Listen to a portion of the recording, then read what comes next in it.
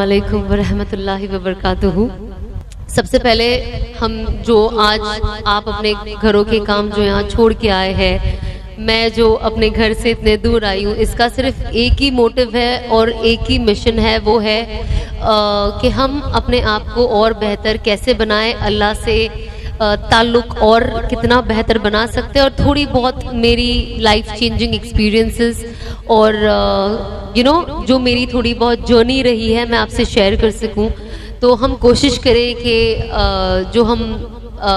बात कर रहे हैं उसे बस आप ये नियत करें कि आप सिर्फ सुनने नहीं आए, बल्कि अगर कोई चीज़ अगर आपके अंदर वो उतर जाती है, मेरी बात का कुछ आपको फ़ायदा पहुँचे, बिकॉज इवेंचुअली मैं बस यही चाहती हूँ कि जो भी हो या मैं जो भी कहूँ, ये इससे सिर्फ मेरे भाई बहनों को फ़ायदा मिले, और इसीलिए मैं अपने एक्सपीरियंसेस शेयर करती हूँ ताकि शायद कोई मेरी जर्नी देख के या मेरी कोई बातों से या कोई मेरे कोई चीज़ से मोटिवेट हो जाए और उनके लिए भी फ़ायदेमंद हो जाए। तो आई थिंक सबसे पहले हम दरूद शरीफ पढ़ लेते हैं ताकि हमारी मदद हो जाए हर चीज़ समझने में।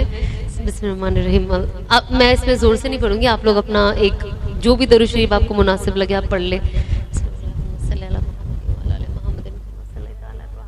वेल बस अल्लाह से ये दुआ है कि अल्लाह मुझसे अच्छी, मेरी ज़ुबान से अच्छी चीज़ें निकाले, जो मैं बात करने जा रही हूँ असरदार बातें निकाले और आप लोगों के बस दिलों में उससे उतार दे। कोशिश हमारी हमेशा ऐसी ही रहनी चाहिए, चाहे वो आप हो मैं हूँ, कि हम बस सीखें। सीखना इज़ इम्पॉर्टेंट। कौन सिखाता है डजेंट मैटर, कौन कह रहा है डजेंट मैटर, बट किसकी बात हो रही है ये सबसे ज़्यादा इम्पॉर्टेंट है। और हर जब भी हम कोई चीज़ सुनते, स्पेशली कोई भी मोटिवेशनल चीज़ जो हमारे ईमान को मजबूत करती है, हम कोशिश करें कि उसे अलर्ट रहकर सुने, और जैसे मैंने पहले कहा नियत करें कि जो मैं सुन रही हूँ, क्योंकि वो इतनी अच्छी बात है, बस अल्लाह मेरे दिल में वो उतार दे और मुझे उस अमल की तौफीक नसीब अता फरमाए। बिकॉज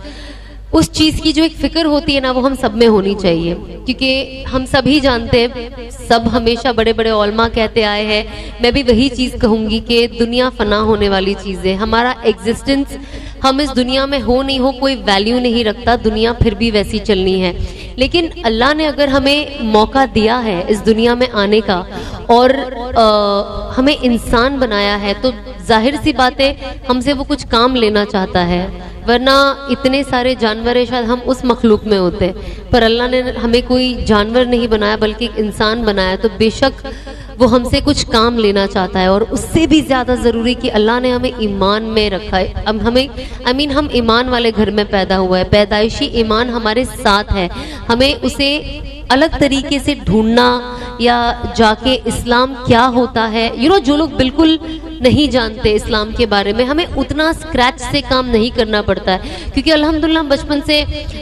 मदरसा जाते हैं, हम कुरान की तिलावत करते हैं और मम्मी डैडी से सीखते हैं, घर का जो माहौल होता है हम उससे सीखते हैं, तो कुछ तो कच्चा पक्का हमें पता होता है। लेकिन जैसे जैसे हमारी उम्र बढ़ती है वो चीज़ें समझ में बेहतर आती है। बचपन में छोटे होते तो मम्मी डैडी कहते हैं इसलिए हम करते हैं, लेकिन जैसे जैसे हम बड़े होते हैं वो हमारे अंदर आ जाती है, फिर एक आदत बन जाती है,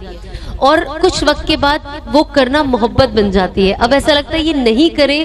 तो अब कोई डंडा लेके तो नहीं खड़ा है। अगर आज आप कहीं जाते हो, आप नमाज नहीं पढ़ते, तो कोई आपको डंडे से पकड़ के मारने नहीं वाला है, लेकिन एक आपके अंदर इतनी अल्लाह की मोहब्बत आ जाती है कि आप सोचते नहीं, भले कोई नहीं देख रहा है पर मेरा अल्लाह देख रहा है, और अल्लाह का हुक्म है नमाज का, तो मुझे वो फॉलो करना है। तो बहुत सारी चीजें जब आप एक वक्त के बाद आप हर चीज बाय चॉइस करते हो। आज मतलब एक टाइम पे मैं इतनी छोटी थी, फिर थोड़ी बड़ी हुई, अब ऐसी हुई, कल को मेरी उम्र और ज्यादा बड़ी होगी, तो हम इंसान का जो ये एक नेचुरल प्रोसेस है, बच्चे से बूढ़े तक का, हमारे हर चीज हम अपने चॉइस से करते हैं।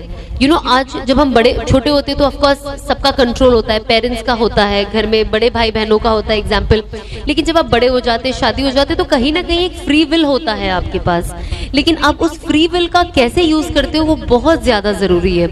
आज हम कोशिश करते हैं, मैं ये कोशिश करती हूँ एक्चुअली कि मैं जितना हो सके इस्लाम के बारे में सीखूं, क्योंकि मुझे लगता है मैं जितना सीखती हूँ, मैं जितना सुनती हूँ, जब मैं कुछ और सुनती हूँ मुझे लगता है अच्छा ये भी है, अच्छा ये भी है। और